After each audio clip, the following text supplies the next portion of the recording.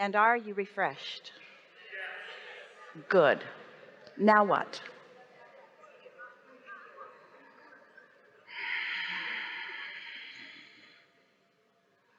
So exciting. Thank you so much.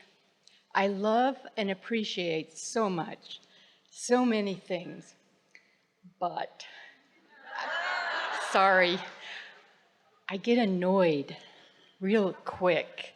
I love and appreciate so many things, but my guidance system works when I focus on things that are not valuable to me or not of value to me. Next. Yeah, but a lot of that is people. And I know we need people. I need people. I guess I want to know, how do I get out of that, over that? Well, you're really going to like this eventually. So it's a big world out there full of all kinds of variety, things wanted and unwanted, and that you have the ability to tune yourself to a frequency that causes you to attract or allow. In other words, attraction is about a desire and an allowing of that desire. And so whether we're talking about the world at large, or really the universe at large, or whether we're talking about one person at large, each person is a microcosm of the whole thing. Within every particle of the universe there is wanted and unwanted, which means within every human there are those things that you want to attract and those things that you don't want to attract. So our question to you is, what have you got going on vibrationally that causes you to attract things in other people that you don't want? That's what I don't know. Well, it doesn't matter specifically what it is, but it is helpful for you to acknowledge that this is me doing this to me, not you asserting that to me. I do know that. Well, then why are we having this conversation? Well, because if you really did know that, your conversation would have gone like this: Abraham, I have not yet figured out how to tune myself precisely, and therefore in my sloppy offering of vibration, I am in a sloppy way attracting things that I don't want from others. What should I do? And we say, tune it up. Because the other option that humans want to be the answer is teach them to be different. Teach them to offer only things I want. That's the only thing that's not good for you about a cruise like this. I know. Well, sometimes it will spoil you. I would just avoid everyone, but that doesn't work.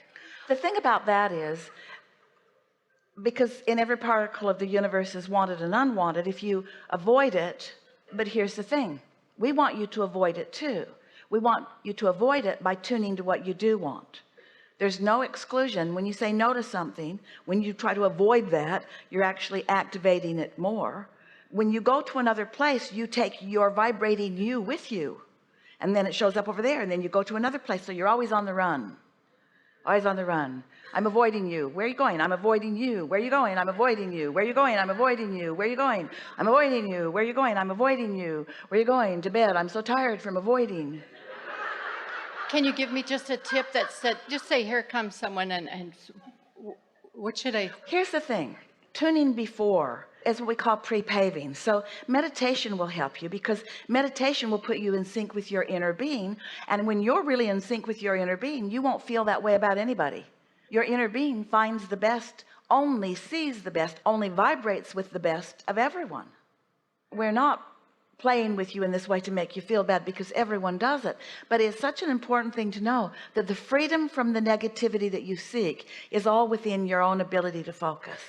And doing it before you walk into the room is much better than getting in there and then trying to do it. Because if you wait till you get in there and the momentum's already underway, then it really is an exercise of action and then an exercise of avoidance, and then you don't accomplish it, and you just repeat the cycle again and again and again.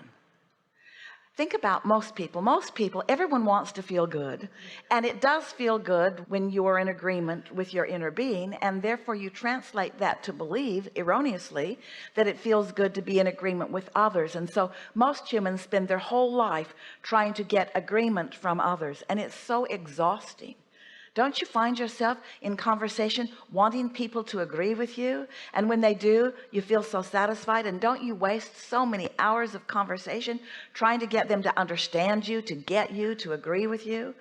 And it's ever so much more pleasant to just come into sync with who you are. Then it's not urgent, you see, because what you're wanting to do is fill that void, and the void can only be filled with the alignment that your inner being offers. And once you've got that alignment, then you can offer it to others, but don't look to get it from them. Okay. I'm going to have to, I don't want to say work on it, but work on it.